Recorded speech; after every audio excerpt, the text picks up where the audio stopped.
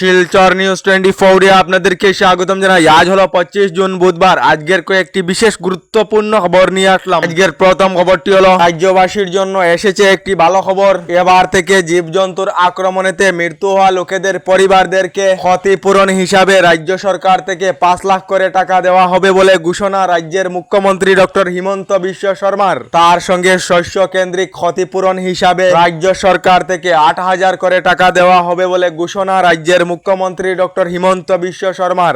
এদিকে রেলপথ বিচ্ছিন্ন হওয়ায় বরাকে খাদ্য সামগ্রীর মূল্য বৃদ্ধির সম্ভাবনা। বর্তমান সময়ে কিছু কিছু সামগ্রীর দাম বৃদ্ধি হয়েছে। অতিরিক্ত মূল্য যাতে কোনো অসাধু ব্যবসায়ী না নেয় তার জন্য কাছাড় জেলা প্রশাসনের তরফ থেকে নজরদারি রয়েছে বলে জানানো হয়েছে।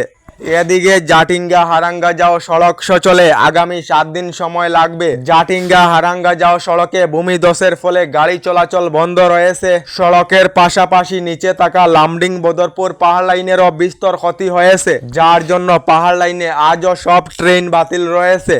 তবে পাহাড় লাইন চালু করার জন্য যুদ্ধকালীন তৎপরতার কাজ চলছে বলে খবর এসেছে। এদিকে রেল যাত্রীদের জন্য এসেছে একটি বিশেষ খবর। আগামী 1 জুলাই থেকে বাড়ছে রেলের ভাড়া। 1 জুলাই থেকে মেল এবং এক্সপ্রেস ট্রেনের ভাড়া বাড়তে পারে। জানা গেছে নন এসিতে প্রতি কিলোমিটারেতে 1 পয়সা করে বৃদ্ধি করা হবে এবং এসি কোচের ক্ষেত্রে মাথাপিছু 2 পয়সা করে বৃদ্ধি করা হবে। তবে লোকাল ট্রেনের ভাড়া বৃদ্ধি হবে না বলে রিপোর্ট প্রকাশ করা হয়েছে।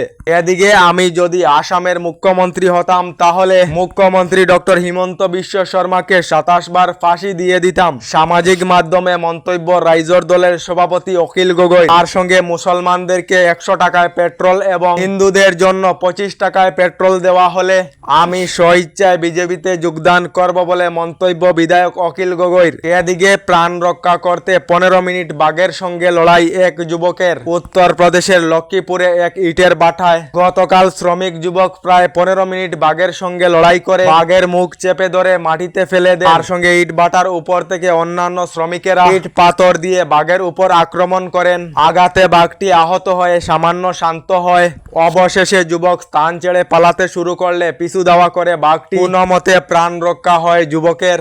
অবশেষে বনকর্মীরা ট্র্যাঙ্কুলাইজ করে বাঘটিকে ধরে ফেলেন। যুবকের বাঘটির সঙ্গে লড়াই করার ভিডিও সোশ্যাল মিডিয়ায় ভাইরাল হয়ে পড়েছে বলে খবর এসেছে। এদিকে ব্যাংকের গ্রাহক সকলদের জন্য এসেছে একটি বিশেষ খবর। ব্যাংক বন্ধের তালিকা ভিডিওর স্ক্রিনে দেওয়া রয়েছে। প্রায় মাসেতে প্রায় 13 দিন ব্যাংক সমূহ বন্ধ থাকিবে। দেশের কোটি কোটি কৃষকদের জন্য এসেছে একটি জরুরি খবর। পিএম কিষাণ প্রকল্পের 20তম কিস্তির টাকা দেওয়ার তারিখ এখনো কেন্দ্রীয় সরকার থেকে অফিসিয়ালি ঘোষণা করা হয়নি। তবে এই জুন মাসের শেষের দিকে কৃষকেরা পিএম কিষাণের 20 নং কিস্তির টাকা লাভ করিবেন। তার সঙ্গে এবার মধ্যপ্রদেশের কৃষকেরা 2000 টাকার পরিবর্তে 4000 করে টাকা লাভ করিবেন বলে খবর এসেছে। আমাদের আসামের কৃষকদেরকেও 4000 করে টাকা দিলে কেমন হতো কমেন্টে নিশ্চয়ই জানাবেন। এদিকে ইরান এবং ইসরায়েলের 12 দিনের যুদ্ধ এবার শেষ হলো। গতকাল মধ্যরাতে ইরান এবং ইসরায়েলের যুদ্ধবিরতির ঘোষণা। তার জন্য ইরান এবং ইসরায়েলকে অভিনন্দন ডোনাল্ড ট্রাম্পের। এদিকে রাজ্যে দুর্নীতি সরাতে রাজ্য সরকার থেকে বড় পদক্ষেপ নেওয়া হয়েছে।